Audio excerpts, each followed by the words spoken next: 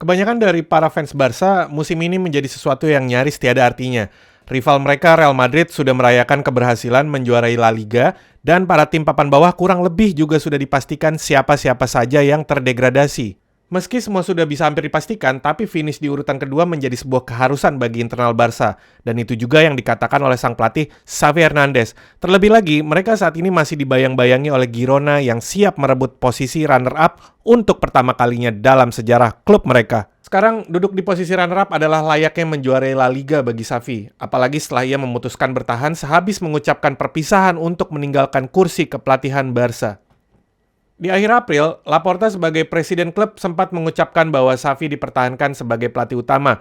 Meski dikabarkan 1 jam sebelumnya, para petinggi sudah melakukan rapat internal dan mereka sudah siap untuk melepas jabatan Xavi.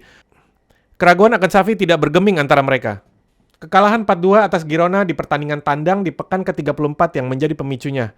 Mereka merasa bahwa ini adalah masalah yang sama dihadapi sepanjang musim, yaitu inkonsistensi strategi, pemain yang belum pada standar Barca, dan kondisi personal di ruang ganti pemain. Yang paling membuat para petinggi tidak terima adalah bagaimana Barca kebobolan 3 gol dalam kurun waktu 10 menit di babak kedua. Hal ini seolah kembali membuat gambaran flashback ke laga saat Barca ditundukkan Villarreal di Camp Nou atau pada saat kekalahan di laga El Clasico yang terjadi di menit akhir.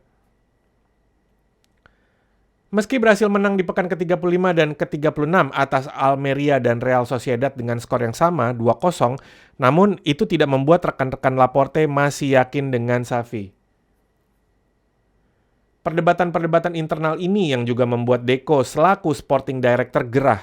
Bukan tanpa alasan, media lokal selalu saja mencari cara untuk bisa mengorek informasi rahasia dari dalam, termasuk hasil rapat internal dan target pembelian pemain. Saat ini hanya ada saya, Presiden Laporte, dan manajer. Kalau kebocoran informasi bukan datang dari sini, saya tidak tahu lagi dari mana datangnya. Tetapi kami sudah terbiasa dengan hal ini, ujar Deco di salah satu wawancara dengan televisi lokal. Kalau menurut kabar dari orang terdekat Deco, lelaki asal Portugal ini tidak senang dengan target pemain yang ditetapkan karena nanti akan berimbas kepada masalah finansial yang belum juga pulih. Jadi selain menghadapi masalah di ruang ganti dan di atas lapangan, Barca juga masih harus membereskan urusan internal mereka yang nampaknya cukup memanas.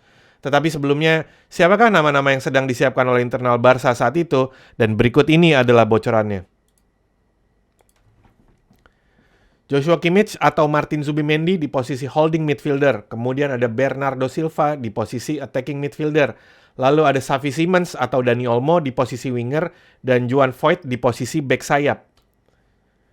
Tentu saja membeli semua pemain ini akan membahayakan kondisi finansial Barca. Pilihan satu-satunya adalah menjual pemain-pemain lain di musim depan. Tapi tentu juga tidak akan menjamin keselamatan keuangan dan performa tim di atas lapangan. Jadi, bertahannya Xavi untuk musim depan tentu bukan jaminan mutlak Barca untuk bisa kembali pada jalur juara musim depan. Yang jelas, pengambilan keputusan Xavi untuk tetap bertahan yang membuatnya menjilat ludah sendiri patut kita cermati.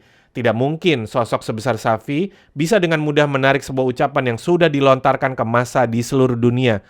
Pertanyaan besarnya, langkah besar apa yang dilakukan Laporte untuk bisa meyakinkan Xavi dan para petinggi klub untuk bisa menjalankan proyek yang sama di musim depan?